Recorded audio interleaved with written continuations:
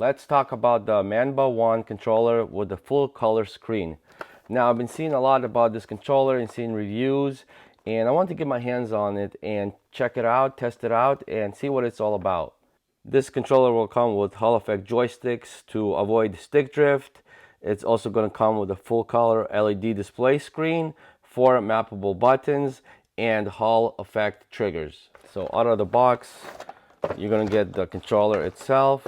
So it comes with this docking station. This is where you're going to put your controller on top so it could stand for display, and it also has the feature to charge your controller. On the bottom here is a little compartment where we're going to be able to store our dongle receiver, and on the back you have your USB-C port. In the box you also get some extra thumb pads. So these are the longer ones. This plastic see-through case comes off.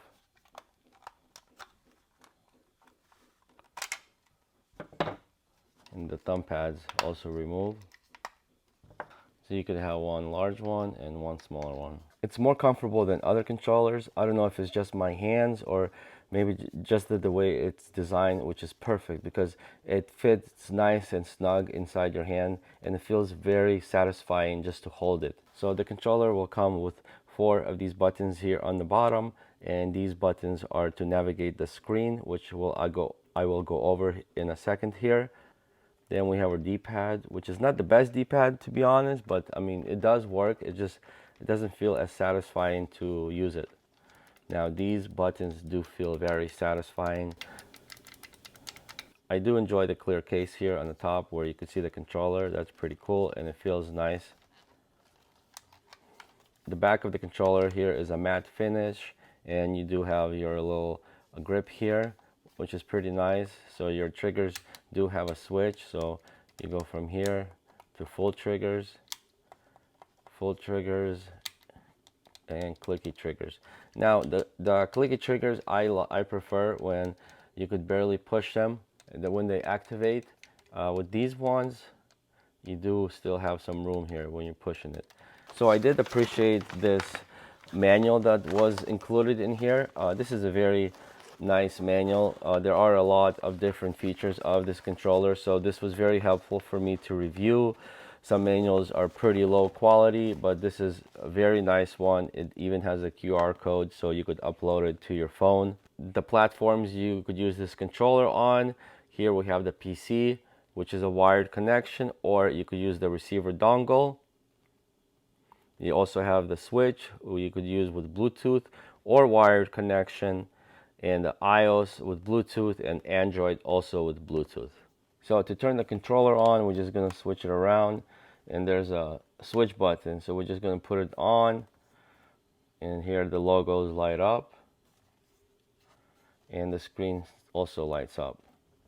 Here we have the 4 navigating buttons that you're going to be using when you're navigating the display screen. You have your back button, you also have your capture button or the screenshot button, you also have your home button and the start button. So these buttons are usually here on your Xbox, but now you have to navigate them here on the bottom. So let's get into the screen. We hold the home button for 3 seconds.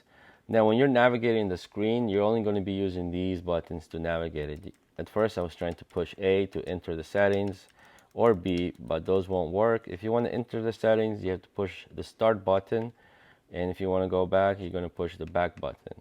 So we also have a setting here for display, and display for the brightness, so you could adjust the brightness of the screen.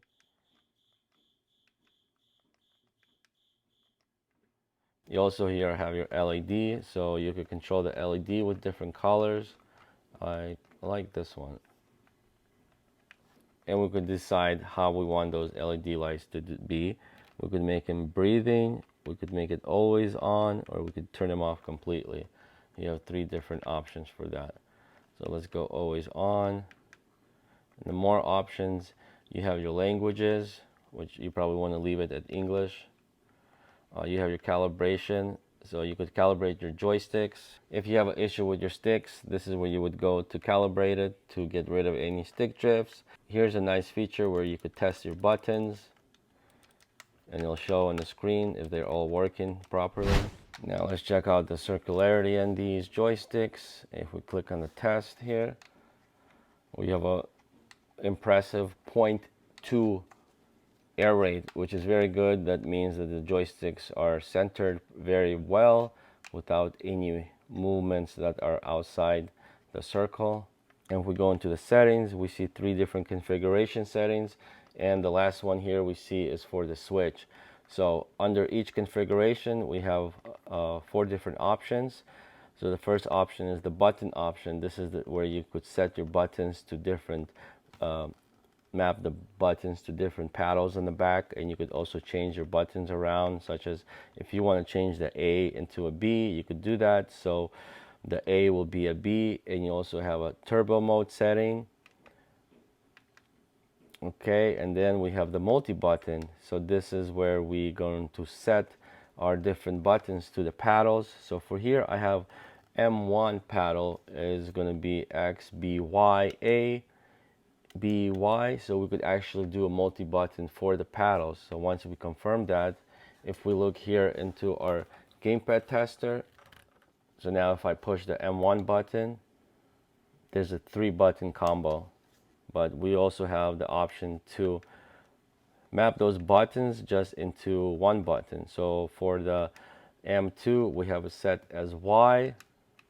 So if we get out of here and we push the M2 button, it's gonna register the Y movement. So the next option we have is for the joysticks, and here we have the joystick curve, and it has different settings. Right now it's set on default. I would not play around with this. I would leave it as it is, because if you change it around, let's put the joystick say for performance, and if we do that joystick circularity test, as you can see, that setting kind of really messed up the air rate into 9.1 instead of a 0.2. So I would not recommend you play around with this setting. And then you also could adjust the dead zone here. Right now it's on 0 dead zone, and it's really good just because these Hall effects are very impressive, very nice. As you could see the test here, let me just get out of here and do the test again, just so it sets back to 0.2 average air. So the screen is pretty nice. It's very simple to use. That's what I like about it. It will take you some time just to get used to using these buttons, but overall pretty nice. You also have the options here for the dead zone. You could adjust the stroke level on each trigger. You also have different vibrations for the settings. Usually keep it low. I don't like my controller vibrating so much. And that's pretty much it. That's the settings here you have inside the screen. So the weight of the controller, 295 grams, a little bit heavier than the controller of the Xbox. I think the Xbox is at 260. So the operating time is 10 hours on the battery, which is pretty standard. Standby and full charge 120 hours. That's pretty good. Things that I really like about this controller: the removable thumb pads, the clicky tactical buttons, the simplicity of the screen, and probably the most thing I like about this controller is the comfort and how it fits in your hand. And not to mention, the lights are pretty cool. I just wish they had some lights here too, especially around the screen, but that's okay. Now, some things that I'm okay with, but I think they could have improved, is this D-pad. It's kind of hard even to notice when you push it, and I wish it was more tactical and clicky. I'm also not that big of a fan of these triggers. I just think they should stop like right here to activate, but you still have to push them a lot. And even if you push them out here, but they're okay, but I think they could have improved. And overall, as I said, it is a really nice controller. And if you don't have one, and if you're looking for a controller, I would definitely recommend you guys check out the Manba One.